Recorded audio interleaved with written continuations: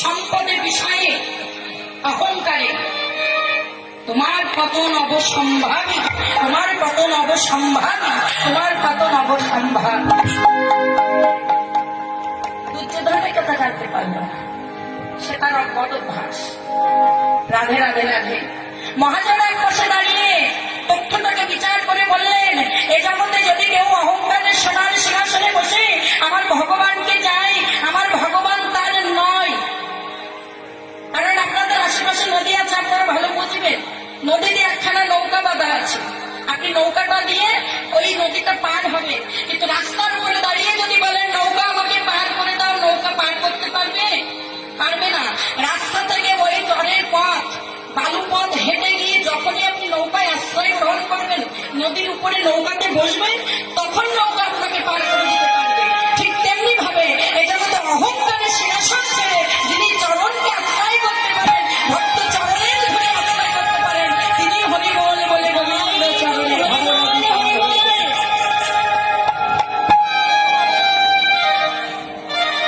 আগে তাকে অহংকারের সিংহাসন ছেড়ে আশ্রয় গ্রহণ করতে হবে, তবে তো সে পার হতে পারবে। কিন্তু দুর্যোধনের আজ মনে আনন্দ। দ্বিতীয় পাণ্ডব বলছেন এখনই আসেননি, আমি সবার আগে এসেছি, কৃষ্ণ আমার হয়ে গেছে, তার মনে আনন্দ, আনন্দ বিরাজ করছে।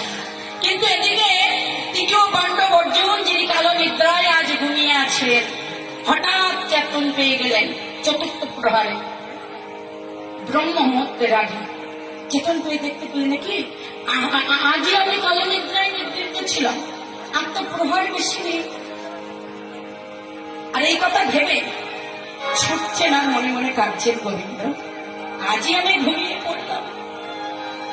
আমার মনে হচ্ছে এই যে কাল ঘুম আমাকে গ্রাস করেছিল, এবার গেলে আমি আর কৃষ্ণকে পাবো না। কালকে আমি মায়াকে আলিঙ্গন করেছি, তাই আমি আজ থেকে হয়তো কৃষ্ণ হারা হরি বল ছুটতে ছুটতে যাচ্ছে। কিন্তু ওই যে কৃষ্ণ বিরহ অনল জ্বলে উঠেছে মন্দিরে, গেলে হয়তো আর কৃষ্ণের দর্শন পাবো না, হয়তো গিয়ে দেখবো কৃষ্ণ মাধব আমাদের দুর্যোধনের হয়ে গেছে। তাই নয়ন জলে বক্ষ ভাসিয়ে হা কৃষ্ণ বলে ছুটে চলেছে। ঘরের বাহিরে গিয়ে দুর্যোধনের পাদুকা দেখে মনে মনে নিশ্চিত হয়ে গেলেন, আজই হতে আমি কৃষ্ণ চরণ হারা হয়ে গেলাম। সারা জীবন বাসনা করে এলাম, কিন্তু এই সঠিক সময়ে এসে কালো নিদ্রা মায়া আমাকে গ্রাস করে দিল, আমাকে কৃষ্ণ হারা গোবিন্দ হারা করে দিল। যেই না ঘরের ভিতরে প্রবেশ করল, দুর্যোধন মুখের কোণে একটি অট্ট হাসি দিল। ওর বিরক্ত হাসি, বিদ্রুপের হাসিটা দেখে মনে মনে বুঝতে পারল আমি বুঝি কৃষ্ণকে হারিয়েই ফেলেছি।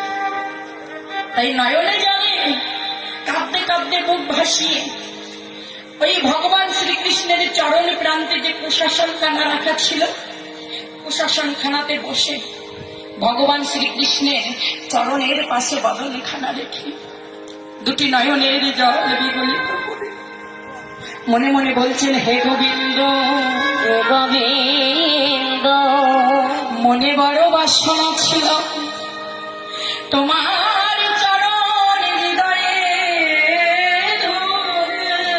হৃদয়ে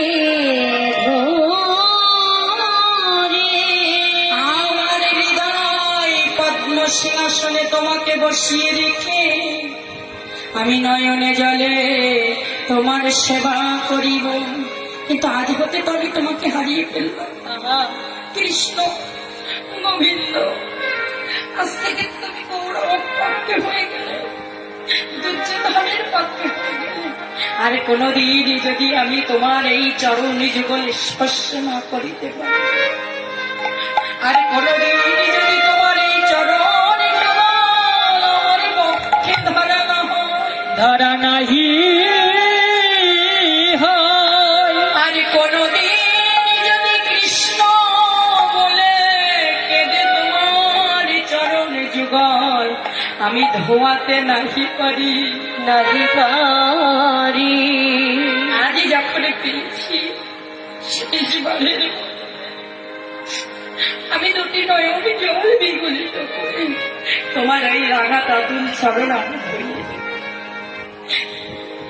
তাই তো নয়নের জল বিগলিত করে গোবিন্দের চরণে পাশে বসে গোবিন্দকে ডাকছে আর মনে মনে বলছেন, হে গোবিন্দ,